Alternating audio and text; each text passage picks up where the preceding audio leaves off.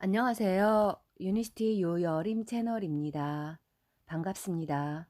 오늘은 환자혁명 9번째 편입니다. 오늘의 주제는 고혈압이 유전일까요? 아닐까요? 그리고 후생유전학이란 무엇인가에 관하여 함께 나누고자 합니다. 시작하겠습니다. 미국에서는 베이비 부머 세대를 준비된 100세가 아니라 우연한 100세 시대라고 말합니다. 미국인의 수명이 갑자기 확 늘면서 이전 세대가 이처럼 장수하는 모습을 못 봤기 때문에 어떻게 100세까지 살아야 하는지 학습된 노하우가 없는 세대를 의미합니다. 경제적으로나 육체적, 정신적으로 전혀 준비하지 못한 채 100세를 맞이하는 세대인 것입니다. 많은 이들이 빈곤과 건강 악화로 고통스러운 노년기를 보낼 수 있습니다.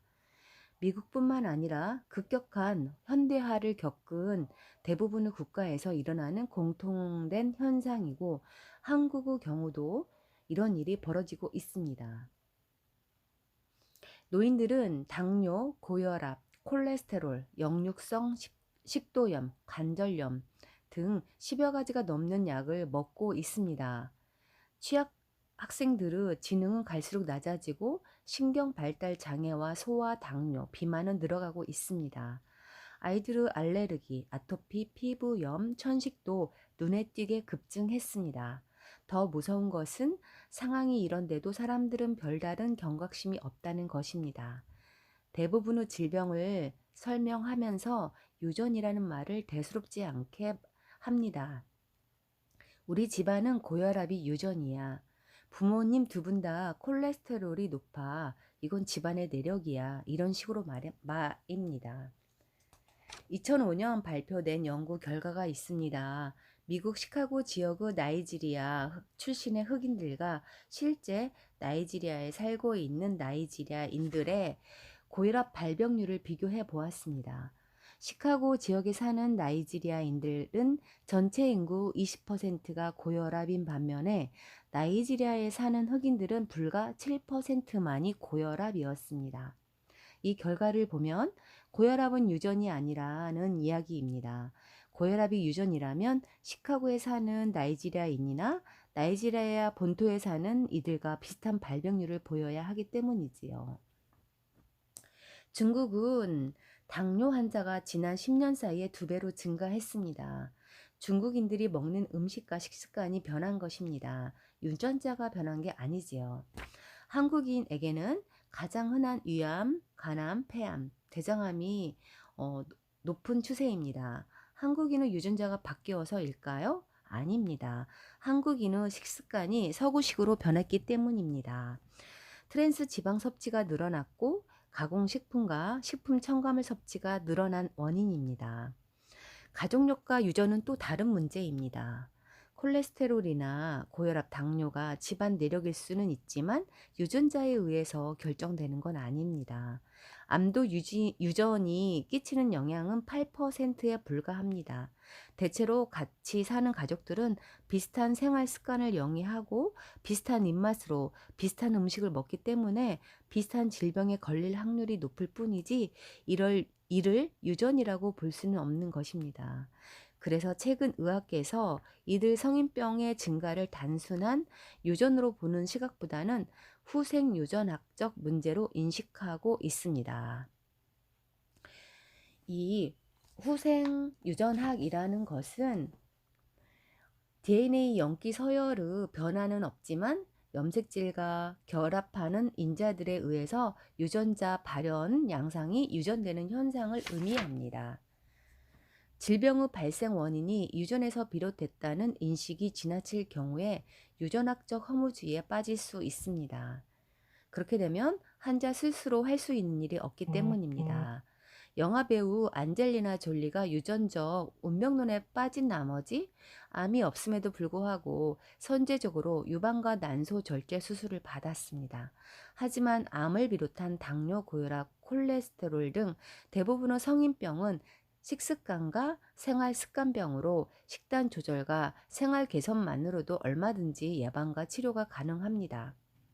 그럴 수 없다고 하는 의사도 있습니다. 그들에게는 그게 사실일 수도 있습니다. 식품과 영양학에 대해서 교육을 받은 적이 없고 음식을 존중하는 마음이나 관심이 없으며 실제로 음식으로 환자를 고쳐본 경험이 없기 때문에 약 처방 말고는 해줄 게 없습니다. 그래서 그렇습니다. 그 결과 심장마비를 예방하기 위해 먹는 콜레스테롤, 리피토가 오히려 당뇨병 발병률을 50% 증가시킵니다. 그래서 고지혈을 예방하기 위해서 먹었는데 당뇨가 발생하는 그런 경우입니다. 그리고 당뇨약 아반디아가 있습니다. 이 약은 심장마비를 일으켜 2만 명이 사망했습니다. 콜레스테롤 약이 당뇨를 유발하고 당뇨약은 심장마비를 유발하고 그렇습니다. 현대의학은 오랜 시간 유전학에 매몰된 나머지 유전학적 허무주의에 빠졌습니다. 당뇨, 고혈압, 콜레스테롤, 암 같은 병들이 원인이 다 유전에 있다라고 말을 합니다. 하지만 사실은 우리가 먹는 음식이 더 중요합니다. 우리 몸에 들어간 음식은 그냥 밖으로 나오지 않습니다. 술을 마시면 모든 알코올이 결국은 체외로 배출되지만 술에 취하는 것과 같은 이치입니다. 비타민, 미네랄, 영양소도 마찬가지입니다. 비타민을 먹어봤자 비싼 소변으로 볼 뿐이라고 폄하하는 사람도 있습니다. 소변에서 비타민 성분이 검출되어 다 빠져나온 것처럼 보이지만 그냥 나온 것이 아닙니다. 몸에 어떤 영향을 끼치고 나온 것입니다. 식품 첨가물도 마찬가지입니다. 우리가 먹은 음식은 좋게든 나쁘게 우리 몸에 영향력을 행사하고 나온다는 것입니다. 세포를 건강하게 만드는 유전 활동을 유발하는 것은 음식뿐만이 아니라 운동이 있습니다. 운동을 통해 일어나는 단백질 활동과 화학 활동, 이런 것도 유전자를 바꿀 수 있습니다. 뿐만 아니라 우리의 긍정적인 생각, 부정적인 생각, 이런 것도 우리 세포에 영향을 미치며 유전자 변화에 영향을 줍니다. 이를 모두 후생유전학이라고 합니다. 후생유전학이 가장 큰 복음은 건강이 내 손 안에 달려 있습니다. 내가 어떻게 하느냐에 따라 달라질 수 있다는 것입니다. 세포를 다시 프로그래밍해서 건강하고 강한 세포로 만들 수 있는 힘이 내 손 안에 주어졌으니 얼마나 다행인지 모릅니다. 오늘은 우리가 알고 있는 고혈압, 당뇨, 고지혈이 유전이 아니고 후생유전학적인 문제라는 것을 알게 되었습니다. 얼마든지 내가 극복할 수 있다라는 의미입니다. 지금까지 함께 해주셔서 감사합니다. 다음에 또 뵙겠습니다.